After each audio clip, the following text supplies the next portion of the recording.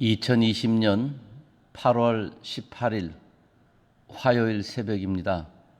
함께 기도하심으로 새벽 예배 시작하겠습니다. 하나님 아버지 감사합니다. 하나님의 은혜로 하루하루 살게 하시고 하나님의 은혜 주셔서 주님을 높이는 삶을 살도록 노력하게 하시는 것 감사합니다. 간밤에도 평안한 안식 주셨으니 오늘 이 하루 힘 얻어서 주님을 높이며 찬양하는 삶을 살게 하시고 세상의 죄와 모든 약한 것들을 이겨내는 귀한 날 되도록 도와주시기를 원합니다.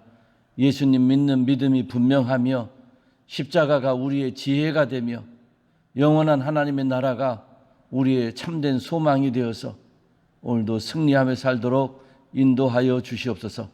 말씀과 찬양과 기도 중에 우리를 새롭게 빚어주셔서 하나님의 사람으로 살게 하여 주시옵소서.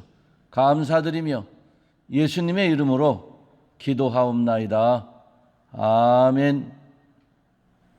하나님의 말씀은 로마서 11장 11절부터 24절까지의 말씀입니다. 자막으로 나오는 하나님의 말씀 차분하게 읽어보시기 바랍니다.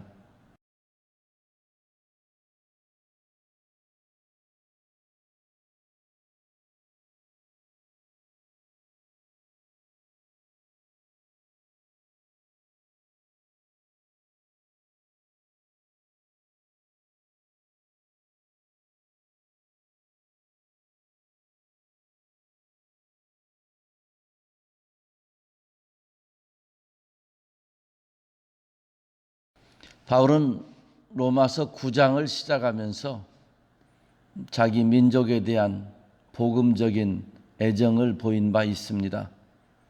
자기가 저주를 받더라도 유대민족 이스라엘 백성이 하나님의 구원의 반열에 들어섰으면 좋겠고 믿음으로 은혜로 구원받아 새 생명 얻으면 좋겠다 하는 그런 마음을 표현한 일이 있습니다. 이제 이스라엘 민족에 대한 복음의 적용을 이야기하는 11장 마지막까지 가면서 이제 마지막 부분에 왔는데 여기에서 다시 한번 동족, 혈육 어떻게 해서든지 한 명이라도 더 구원받았으면 좋겠다 하는 말씀을 피력을 합니다. 핵심은 그것이죠. 예수 그리스도 믿어야 되는데 즉 율법이 아니라 이제 믿음의 길이고 또 혈통이 아니라 새로운 언약 백성의 길을 걸어가야 되는데 이스라엘 민족, 흩어진 유대 민족이 그 예수님 안에서 새 생명의 길을 잘 찾으면 좋겠다 하고 정리해 주시는 겁니다. 바울이 이해하는 대로 하나님의 구원의 계획과 방향은 혈통적인 이스라엘에서 이제 더 확대된 우리가 말하는 영적 이스라엘로 확대되는데 결국은 이방인 쪽으로 하나님의 복음의 은혜가 넘어가는 것이죠. 이스라엘 백성은 주님을 거부했고 복음을 거부했지만 이방인들은 주님을 영접하고 복음을 받아들였습니다. 그들이 온 곳에 흩어져 있어도 곳곳에 다른 본래는 예수님을 알지 못했던 그런 다른 민족들이었지만 바울을 비롯하여 여러 많은 사람들에 의해서 전파된 십자가 복음, 증거된 그리스도 복음, 이 복음을 잘 받아들여서 믿었기 때문에 이제 그 이방인들은 구원을 받았다 하는 것입니다. 유대인들에게 먼저 왔으나 유대인들이 거부했고 유대인들은 실패했고 유대인들은 넘어졌고 유대인들은 무너졌지만 그로 인하여서 이방인들은 세워졌고 이방인들은 성공했고 이방인들은 부유함이 되었고 이방인들은 구원을 얻었다 하는 이런 논리를 펴니다. 즉 유대인들에게 왔는데 유대인이 받지 않아서 유대인을 넘어서서 이방인에게 갔다. 그래서 이제 바울 사도는 이방인들에게 복음을 알게 하기 위한 즉 이방인들에게까지 그리스도 예수의 복음이 증거되고 거기까지 도달하기 위해서 하나님께서 일시적으로 유대인들을 이제 강팍하게 만드셨다 하는 그런 마음을 표현합니다. 그리하여서 이제 자기들의 것인데 자기들은 받지 않았는데 이방인에게 가서 그렇게 구원의 꽃을 피는 것을 보고 다시 유대인들도 시기하게 되어서 그래서 유대인들도 예수님에게 돌아올 것이고 그래서 유대인들도 복음을 받아들여서 구원 얻게 될 것이다. 이것이 바울 사도의 핵심입니다. 내가 이제 누가 나에게 뭐 좋은 꽃씨를 하나 주었습니다. 그런데 이 꽃씨를 내가 심어야 되는데 귀찮아요. 그리고 뭐 이거 심어서 무슨 예쁜 꽃이 날까? 그냥 있는 꽃이나 잘 가꾸고 살지 해서 그냥 그 꽃씨를 옆집을 줬단 말이죠.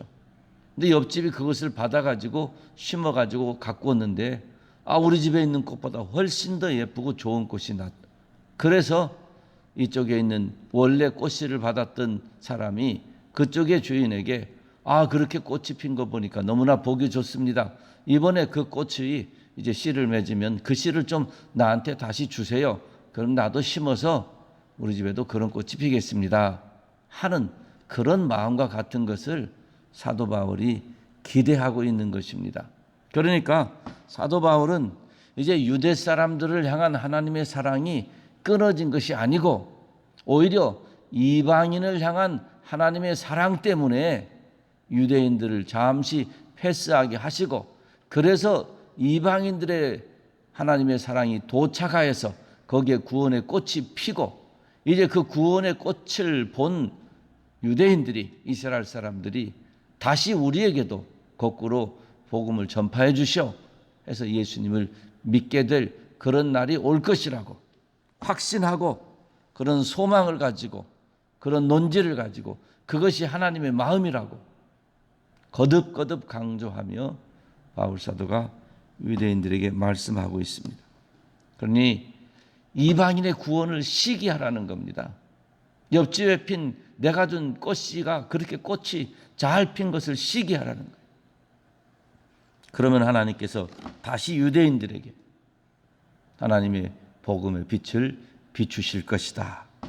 그러니 유대인들에게 단순히 위로해 주는 정도가 아니라 구원의 초청이고 그리고 유대인들을 향한 하나님의 마음은 여전하고 유대인을 향한 하나님의 복음의 권능은 다시 유대로 돌아올 것이다 하는 그래서 예수 믿으라는 간절한 소망 가운데 그런 말씀을 합니다.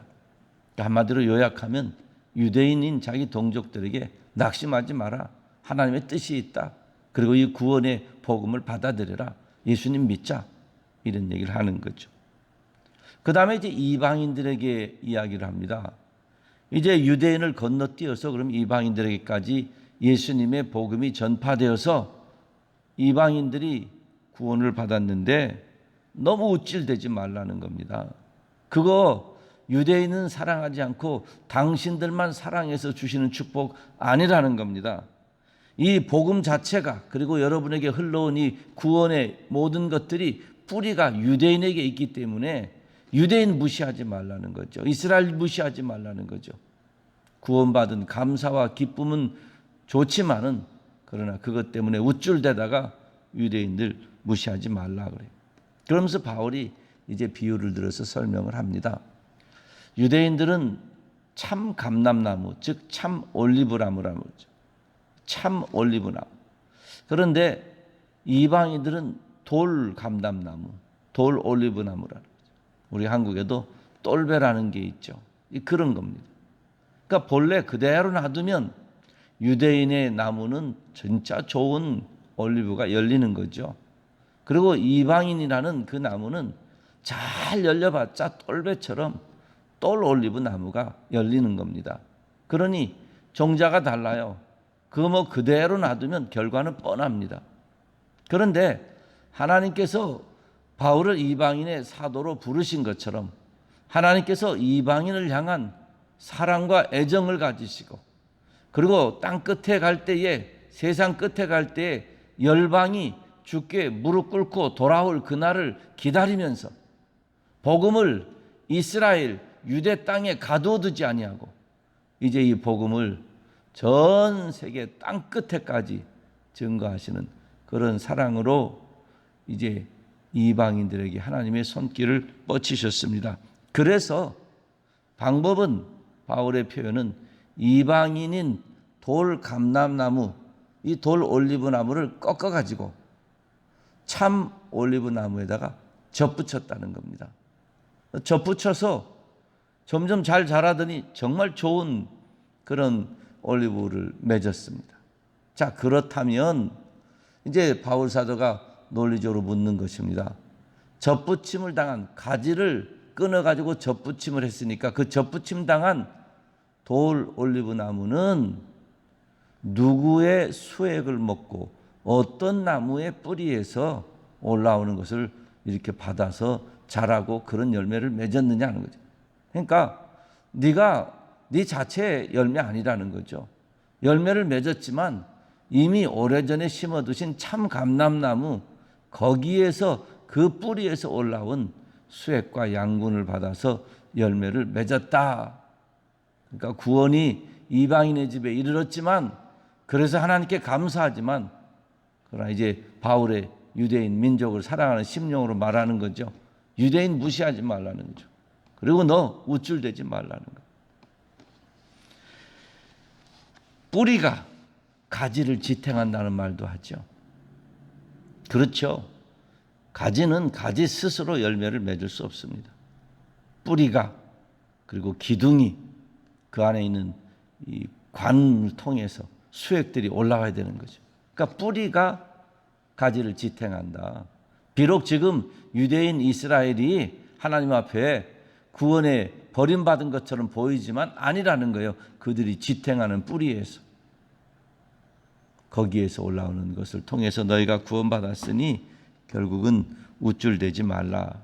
바울은 그래서 여기에서 구약과 신약과의 관계, 또 이스라엘과 이방인의 관계, 율법과 믿음의 관계, 이런 것들을 로마에서 잘 구원사적으로 설명하면서 적절하게 유대인들에게는 소망을 주고 적절하게 이방인들에게는 우쭐대지 말라고 경고도 합니다. 그러면서 말씀하시기를 원가지도 잘라버리실 수 있는 하나님이시, 하나님께서 접붙인 그 가지 정도야 마음에 안 들면 잘라버리시지 않겠느냐, 그런 말씀합니다. 그러면서 하나님의 준엄하심과 하나님의 인자하심, 하나님의 엄격하심과 하나님의 사랑과 자비를 둘로 구분하여 표현하면서 이제 그러니 구원받은 이방인 백성들이요, 구원받은 하나님의 사람들이요, 하나님의 엄격하심의 기준에 따라서 꺾여버리는 일이 없도록 늘 하나님의 인자하심과 늘 하나님의 사랑 안에 머물러라 하는 말씀을 합니다. 결국 이 얘기는 나중에 다른 복음서에서 그렇게 바울 사도가 많이 사용했던 말로 표현하자면 주 안에서, 그리스도 예수 안에서, 그 말과 같습니다. 늘 주 안에 머무르라. 하나님께서 예수 그리스도를 통하여 우리를 구원하셨으면 구원받은 뒤에 내 마음대로 여기저기 뛰어가며 살지 말고 주 안에 머물러라, 주 안에서 살아라, 그렇게 말씀을 합니다. 사랑하는 성도 여러분, 이것을 통해서 결국은 하나님께서 그런 표현을 바울 사도를 통해서 하시는 겁니다. 유대인들도 교만할 것도 없고 유대인들도 낙심할 것도 없고 이방인들도 교만할 것도 없고 이방인들도 낙심할 것도 없고, 결국은 이방인이나 유대인이나 구원은 우리 하나님에게로서 나오고 그 하나님 안에 있으면 감사와 영광을 돌리고, 또 아직 하나님을 알지 못하는 백성 혹은 유대인처럼 하나님 주신 은혜를 누렸지만 잠시 겉돌고 있는 백성이 있다고 하면 낙심하지 말고 소망 중에 주님의 인자하심으로 돌아오라는 겁니다.